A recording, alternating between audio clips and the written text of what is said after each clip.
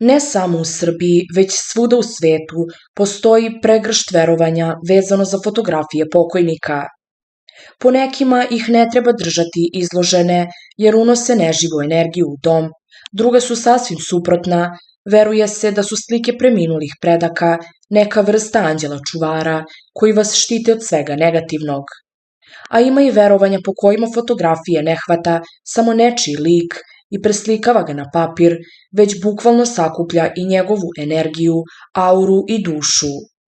Za one koji su sujeverni, pitanje šta raditi sa fotografijama kada osoba premine nije ni malo naivno. Postoje razni rituali, pravila koje treba da se poštuju kako bi se izbegla nesreća ili suprotno prizvala sreća i radost. Jedno od uvreženijih verovanja je da fotografija pokojnika ima vezu sa drugim svetom.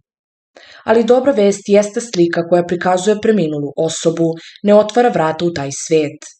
Međutim, oni koji se bave ezoterijom kažu da ukoliko često gledate sliku preminulog i razmišljate o problemima i mukama kroz koje je prošla, ako su vam asocijacije na tu osobu negativne, rizikujete da vam se u dom useli loša energija. Na taj način ćete oslabiti vašu prirodnu energetsku zaštitu, uneti negativne vibracije u vaše polje, što zauzvrat može da i psihički utiče na vas, da se osjećate loše, tužno i depresivno. Ezoteričari takođe kažu da nikako ne treba izrazivati fotografije na kojima su preminule osobe i sa njih uklanjati one žive. Na kraju krajeva fotografija je podsjetnik na vama drago biće, a ono ne može energetski da utiče na živu osobu.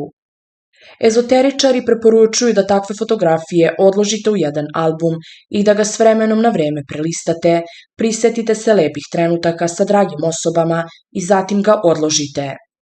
Što se tiče kačenja slika pokojnika na zidove, tu su mišljenja onih koji su sujeverni podeljena. Po nekima to nije najbolja ideja jer može da unese energetski disbalans u dom, a po drugima naprotiv, donosi mir pod uslovom da je reč o osobi sa kojom ste imali dobar odnos. Svakako treba imati na umu da su ova pravila čisto sujeverje i samo ih tako treba i doživeti. Ako vam se sviđa ovaj video, pogledajte i video koji se trenutno nalazi na ekranu.